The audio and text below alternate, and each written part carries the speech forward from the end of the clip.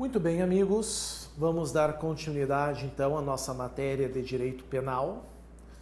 Parte especial, estamos tratando do Código Penal, artigo 121 ao artigo 361.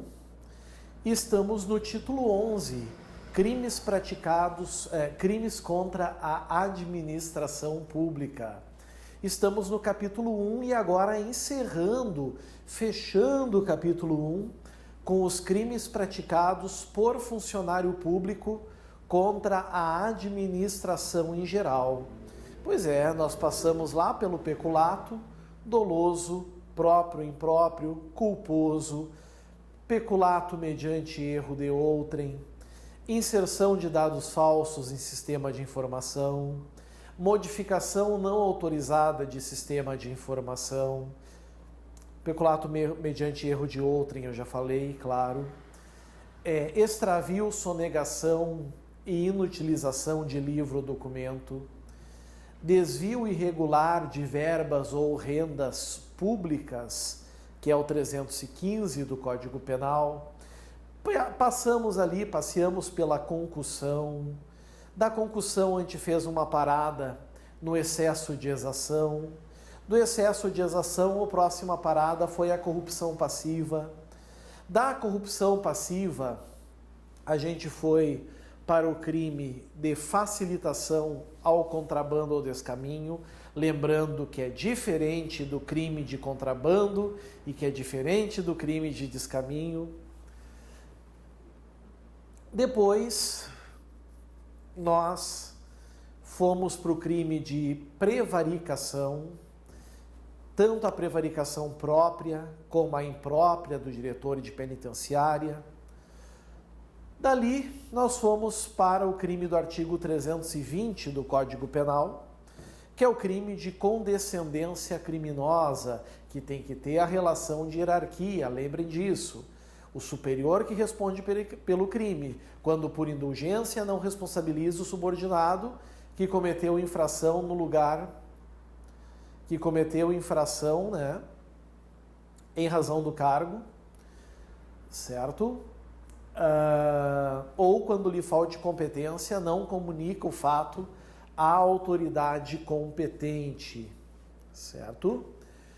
Bom, dali, ou do 320, a gente foi para o 321, que é o crime de advocacia administrativa.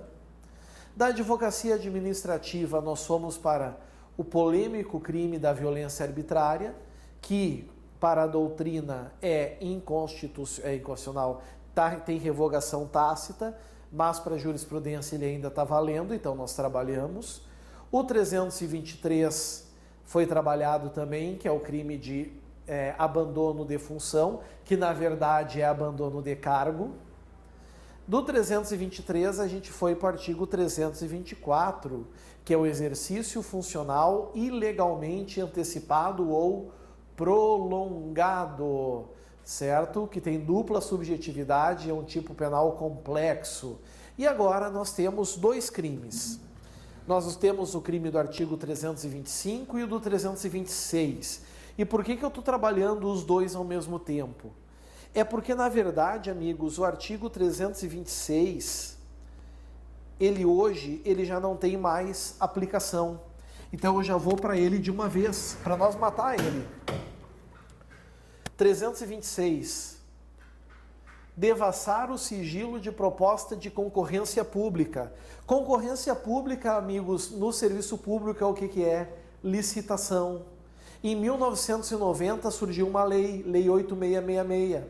Então, o que acontece? Ou proporcionar a terceiro ensejo de devassá-lo. Esse crime, atualmente, nós estamos diante de uma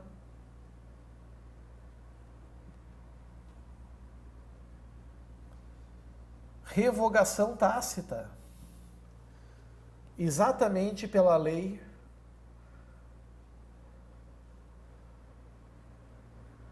8666 de 90. Então nós não temos que nos preocupar mais com o artigo 326. deixamos ele de lado. Sobrou apenas um crime. Sobrou apenas uma infração penal, que está aqui, que é o artigo 325. Pronto, última infração para nós encerrarmos o capítulo mais importante dos 3 capítulos dos crimes contra a administração pública, que é os crimes praticados por funcionário público contra a administração em geral. Eu estou falando do crime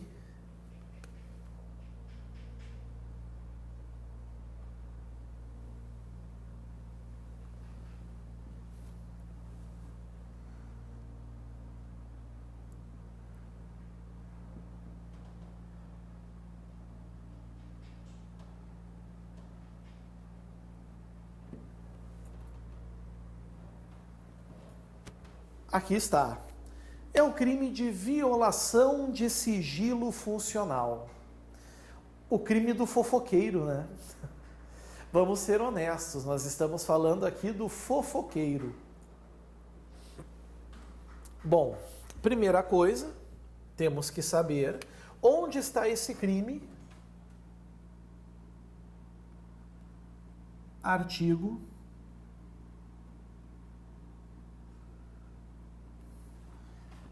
325 do Código Penal. O 325 do Código Penal que vai me dizer.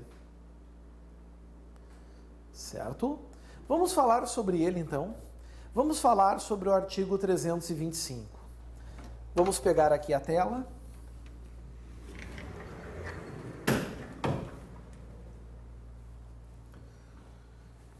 Violação de sigilo funcional. Aqui é a rúbrica marginal do crime.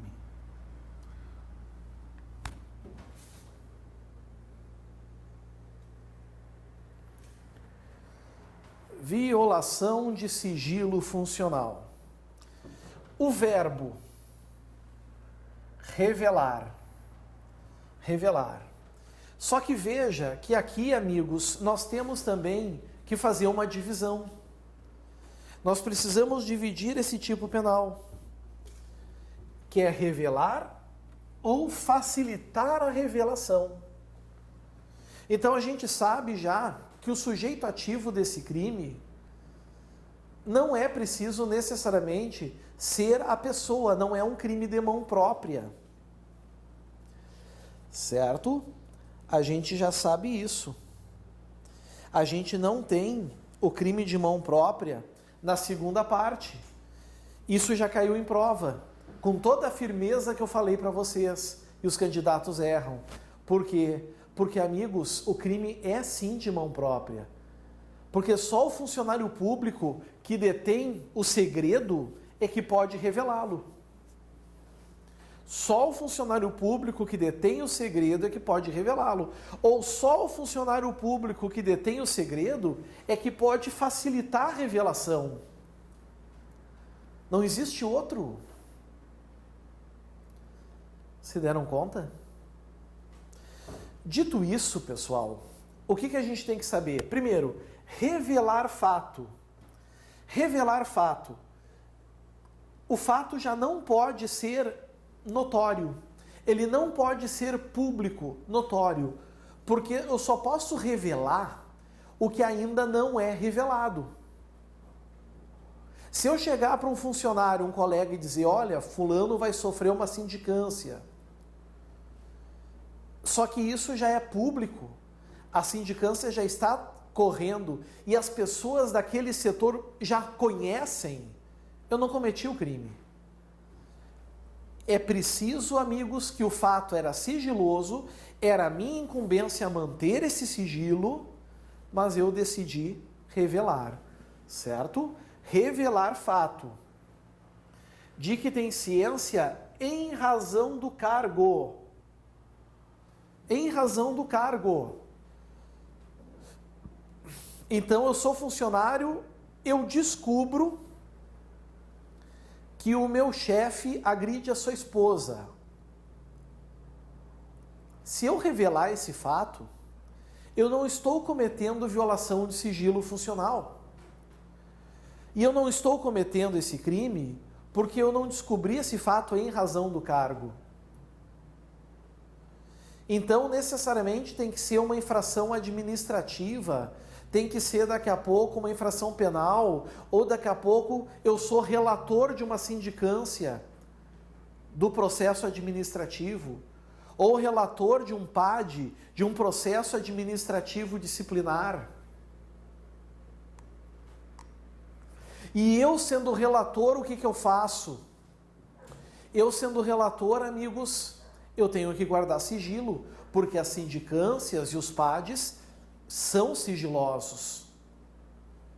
Mas eu decido falar, eu decido revelar, seja oralmente, seja por escrito, seja por sinais, não importa. Eu decido simplesmente revelar.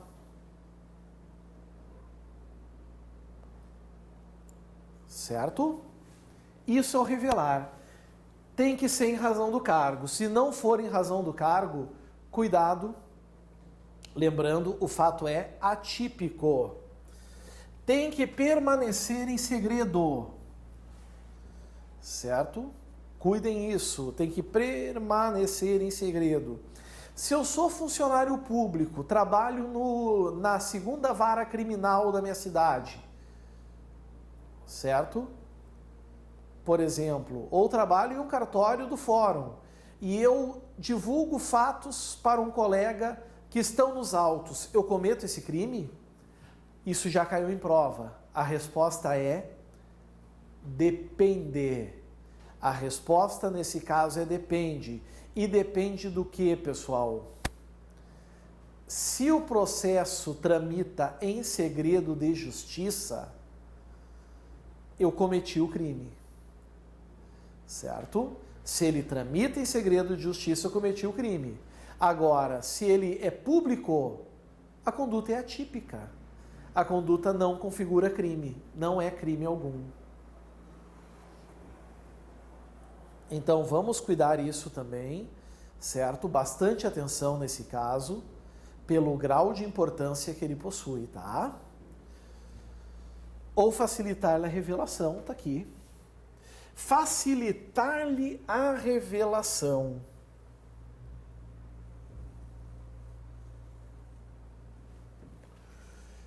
Eu não revelo o fato. Eu não revelo o fato. Mas eu facilito que esse fato seja revelado.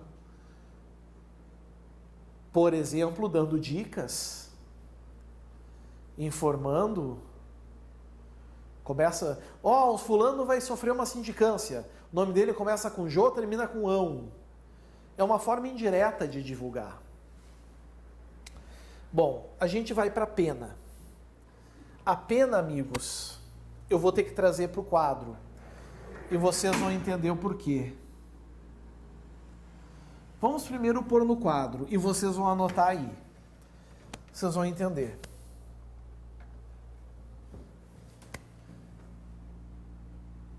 A pena é de detenção.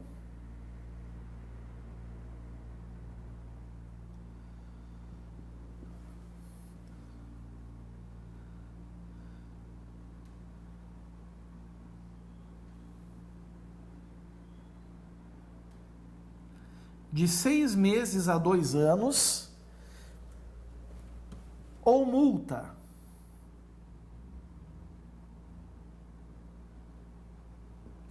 E agora eu vou botar em vermelho o que é importante aqui.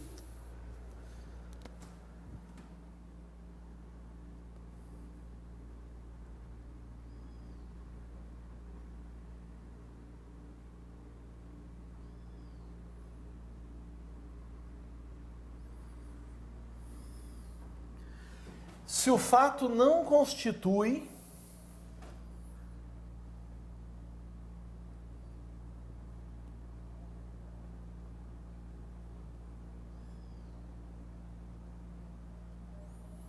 crime mais grave. Ou seja, nós vamos ver daqui a pouco algumas situações e vamos ver qual crime vai prevalecer. Se é a violação de sigilo funcional ou se são esses crimes que estão aí. Do jeito que está, esse crime, ele configura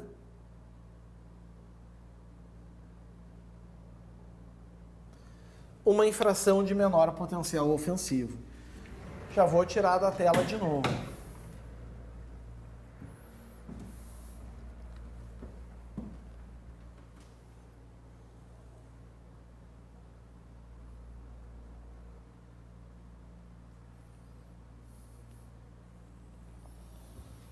Impo. Nas mesmas penas, nós temos agora duas figuras equiparadas aqui, certo? Nós temos duas figuras equiparadas, ou seja, situações que se equiparam, certo? Se equiparam ao caput. Ou seja, nas mesmas penas desse artigo, detenção de 6 meses a 2 anos ou multa, incorre quem? 1. Permite ou facilita mediante atribuição, fornecimento ou empréstimo de senha ou qualquer outra forma o acesso de pessoas não autorizadas a sistemas de informações ou banco de dados da administração pública. E aqui eu vou querer um pouquinho do cuidado de vocês. Pelo seguinte, pessoal, esse inciso 1, ele está exigindo necessariamente que se dê o fato através de senha? Tem que ser através de senha, pessoal?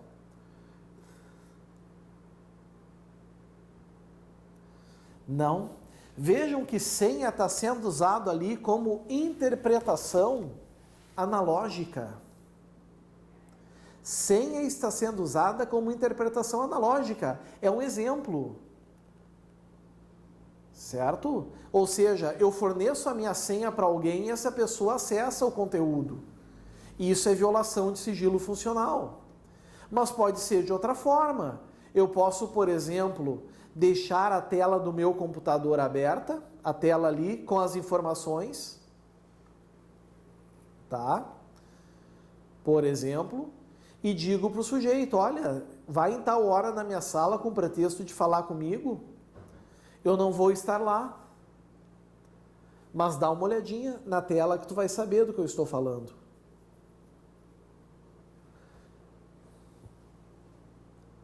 Isso, meus amigos, vai caracterizar a violação de sigilo funcional, mesmo que eu não utilize a senha, porque eu permiti ou fiz o quê? Facilitei. E isso pode ainda incidir, inclusive, no próprio caput. Certo? Vai ser caput se não for sistema de informações. Se for sistema de informações, vai ser parágrafo 1º no inciso 1.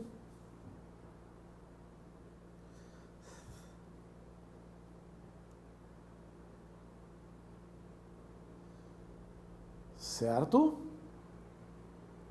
Então, bastante cuidado em relação a isso, tá? O acesso restrito é de funcionários e administração própria, utilizando indevidamente, o crime também acontece. Agora vamos pegar um detalhe, vamos pegar um caso concreto, tá? Olhem só. Vamos supor que eu estou na minha sala redigindo uma sindicância sigilosíssima, que eu sou o relator. Aí eu preciso ir ao banheiro urgentemente. Saio da minha sala e deixo a janela aberta. Um amigo vai falar comigo na minha sala, não me encontra, obviamente, mas tem acesso ao conteúdo ao ver a tela do computador. Eu cometi violação de sigilo funcional? Pois é. Muito candidato afirma que sim. Muito candidato diz que sim por um motivo. Porque eu facilitei o acesso. Mas, amigos, qual é o único crime funcional que é punível na forma culposa? É o peculato. O único é o peculato. Eu pergunto a vocês, aqui, meus amigos, está o peculato? Não. O crime que nós temos aqui é o crime de violação de sigilo funcional. Certo? Violação de sigilo funcional. Esse crime só pune-se a forma dolosa. E vejam que o caput ainda diz, revelar fato de que tem ciência, só se admite o dolo direto. Não é tem ciência ou deveria ter ciência em razão do cargo. E que deva permanecer em segredo. Ou facilitar-lhe a revelação. Permite ou facilita. A conduta é dolosa.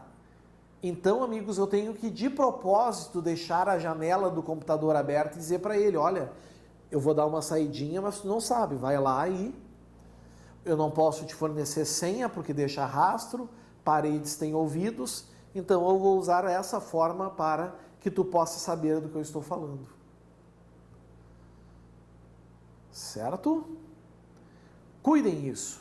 Cuidem esse detalhezinho, que vale também para o inciso 2, se utiliza indevidamente o acesso restrito. Bom, dando sequência, pessoal,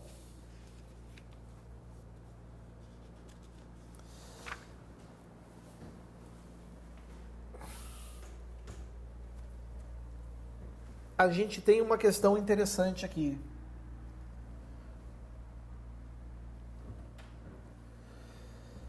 Nós temos um parágrafo segundo. Um parágrafo segundo que diz: se da ação ou omissão resulta dano à administração pública ou a outrem. O que isso quer dizer? Isso quer dizer o seguinte: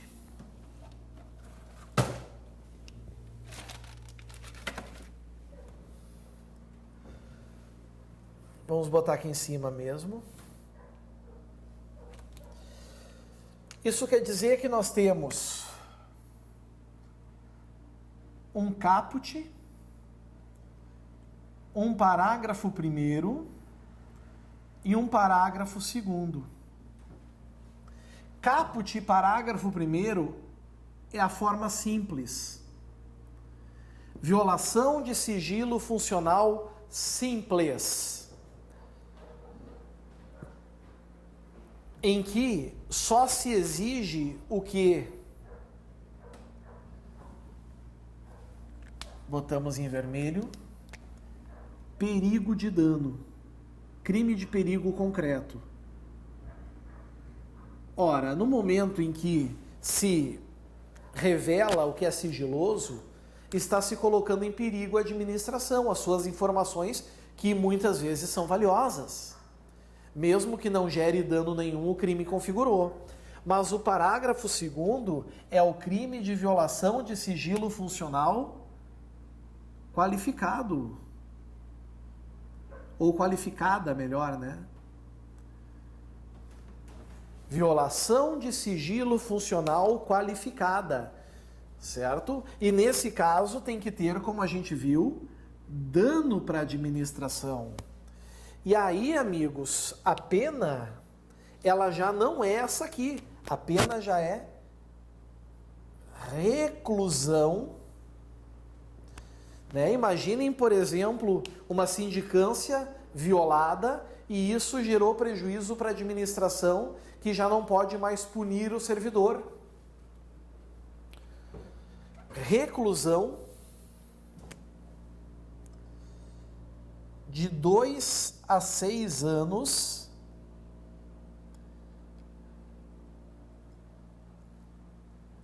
e multa. Reclusão de 2 a 6 anos e multa. Aí está. Certinho? Reclusão de 2 a 6 anos e multa. Fechou. É a forma qualificada da violação de sigilo funcional. Compreenderam? Muito bem. E agora, meus amigos, bom, não preciso nem dizer aqui, é uma infração de elevado potencial ofensivo. Sai dos benefícios da Lei 9.099 de 95, né? Certo? Mas a forma simples, a pena é de detenção de 6 meses a 2 anos ou multa, se o fato não constitui crime mais grave. Vamos dar uma olhadinha como é que fica com a legislação especial? 6 meses a 2 anos ou multa. Lembrem essa pena. Código Penal Militar, vamos ver. Lei 11.01.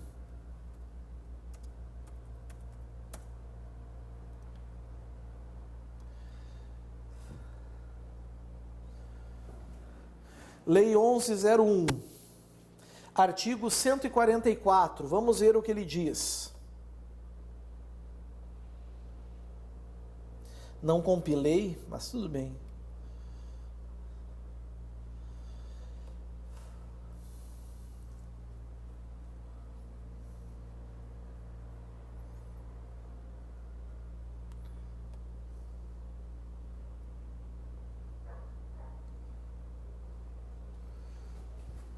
Onze 11.001, desculpem, pessoal. 11.001.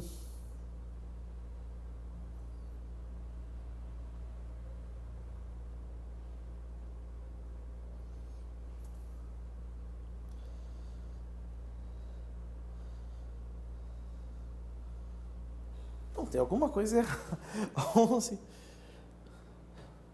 1001. É 1001, não é 11.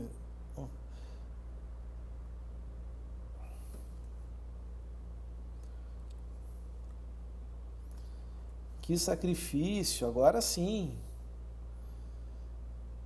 Código Penal Militar, artigo 144.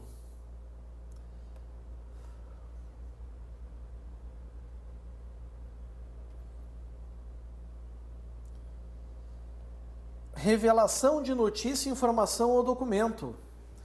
Revelar notícia, informação ou documento cujo sigilo seja de interesse da segurança externa do Brasil. Pena reclusão de 3 a 8 anos. É maior do que 6 meses a 2 anos? É. Então prevalece, obviamente, aqui. Certo? Fim da espionagem militar. Se o fato é cometido com o fim da espionagem militar. Pena, reclusão de 6 a 12, maior ainda, né?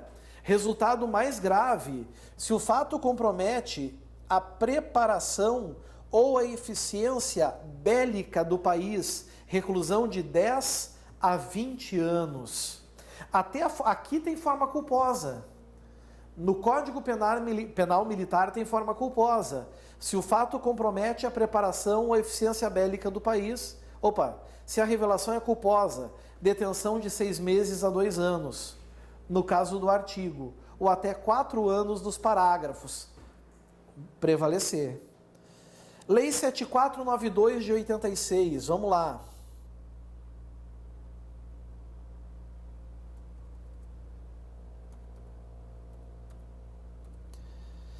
Crimes contra o sistema financeiro nacional. Crimes contra o sistema financeiro nacional, artigo 18. Aqui que tem os crimes de gestão temerária, por exemplo.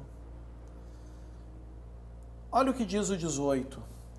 Violar sigilo de operação ou de serviço prestado por instituição financeira ou integrante do sistema de distribuição de títulos mobiliários, de que tenha conhecimento em razão de ofício, reclusão de 1 a 4 anos e multa. É uma infração de médio potencial ofensivo, porque a pena mínima, ela não ultrapassa 1 ano. Admite suspensão condicional do processo, mas a pena máxima, ela é o dobro da forma simples do Código Penal. Vai prevalecer aqui, certo? Cuidem isso. Prevalece, caracteriza.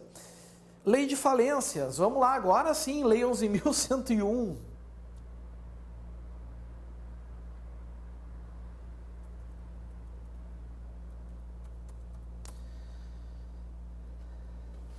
Na Lei de falências, meus amigos, nós vamos para o artigo 169.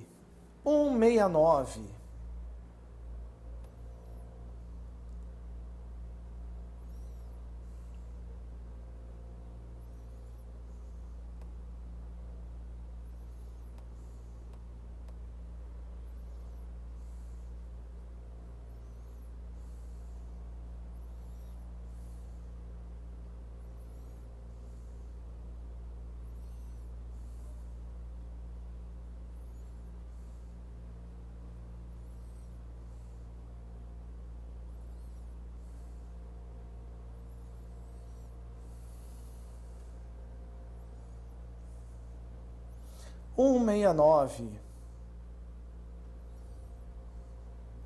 Violação de sigilo empresarial. Violar, explorar ou divulgar sem justa causa sigilo empresarial ou dados confidenciais sobre operações ou serviços, contribuindo para a condução do devedor a estado de inviabilidade econômica ou financeira. É 6 meses a 2 anos? Não. É reclusão de 2 a 4 anos e multa. E nós temos ainda aqui o artigo 170, divulgar ou propalar por qualquer meio informação falsa sobre o devedor em recuperação judicial com o fim de levá-lo à falência ou para obter vantagem. Se bem que não é tão direto esse crime, certo? Então também vai prevalecer porque é crime mais grave. Lei de Segurança Nacional. Lei de Segurança Nacional, que esses tempos inclusive estavam em voga. Lei de Segurança Nacional, Lei 7.170 de 83.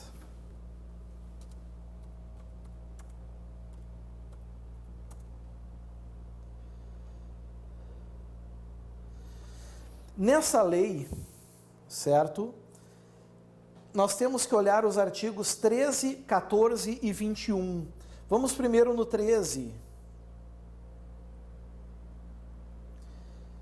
Comunicar, entregar ou permitir a comunicação, a entrega a governo ou grupo. Aí vem ali, né, o texto, a pena reclusão de 3 a 15 anos. Serviço de espionagem, oculta, presta auxílio a espião. Inciso 4 aqui, ó. Obtém ou revela desenhos, projetos, fotografias. O 14, facilitar culposamente, agora é crime culposo. Facilitar culposamente a prática de qualquer dos crimes previstos nos artigos 12 e 13 e seus parágrafos. Detenção de 1 a 5 anos é pior do que 6 meses a 2 anos. Certo? Cuidem isso. E o 21?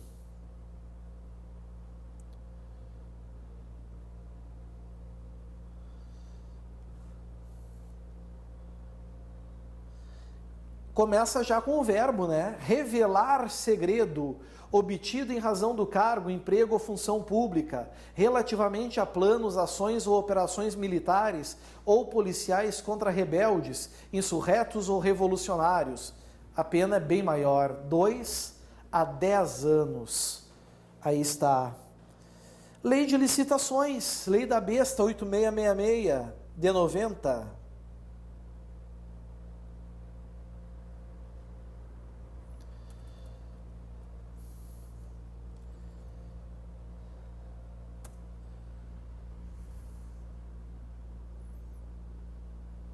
Na lei de licitações, nós temos que ir, meus amigos, até o artigo 94. Vejam que, por enquanto, só prevalece lei especial. Aquele crime é totalmente residual. Nós temos a chamada aqui, princípio da subsidiariedade expressa. Aqui nós temos que ir no artigo 94.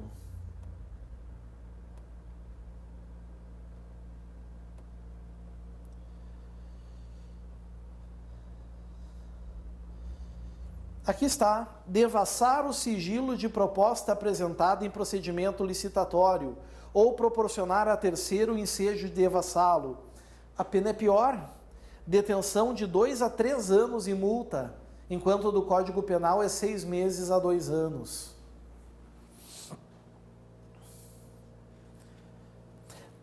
Lei do sigilo telefônico, lei de interceptação telefônica, lei 9296 de 96. Vamos nela.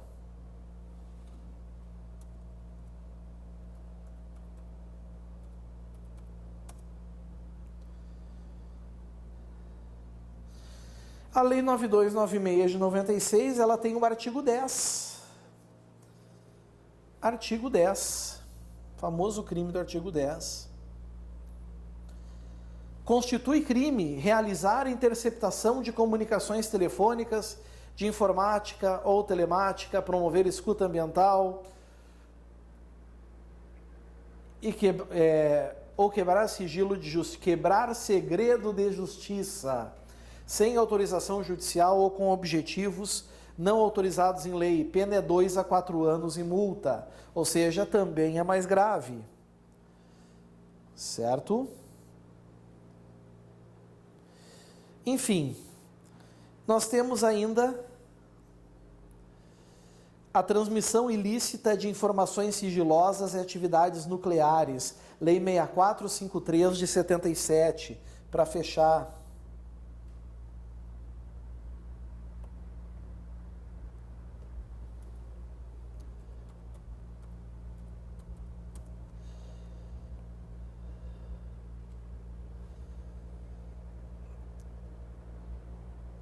E o artigo dele que nós precisamos aqui é o artigo 23.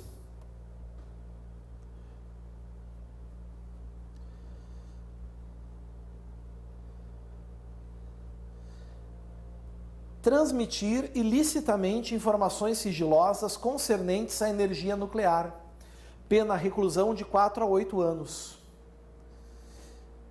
Todos esses casos vai prevalecer a lei especial, porque são crimes mais graves. Talvez nós tenhamos outras condutas de violação de segredo, como no próprio Código Penal, mas a pena é mais branda. E se a pena é mais branda, não vai prevalecer. Por exemplo, dos crimes contra a inviolabilidade de segredos no Código Penal. Vamos subir. E vamos subir bastante. Uau, subi demais.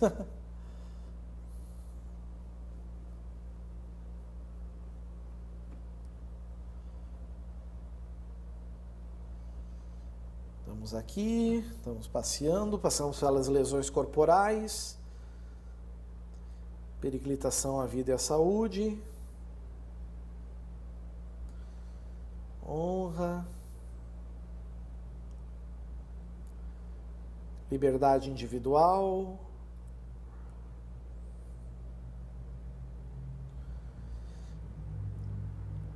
inviolabilidade de domicílio,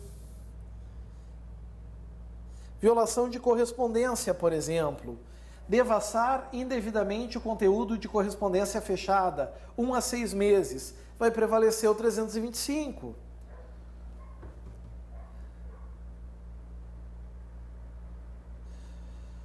Olha o 153 aqui.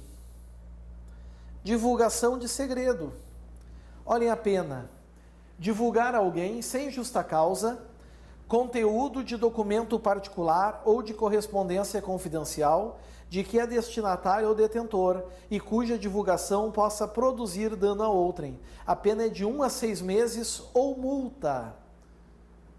É menor de 6 meses a 2 anos, vai prevalecer o 325. Certinho, pessoal? E assim, a gente vence, a gente encerra o capítulo 1 dos crimes praticados por funcionário público contra a administração em geral. Aguardo vocês para falarmos do capítulo 2, dos crimes praticados por particular, mas ainda contra a administração pública. Agora é a hora de tomar um cafezinho, um chazinho, dar uma relaxadinha e daqui a uns minutinhos estamos de volta. Valeu, pessoal. Até a próxima. Tchau, tchau.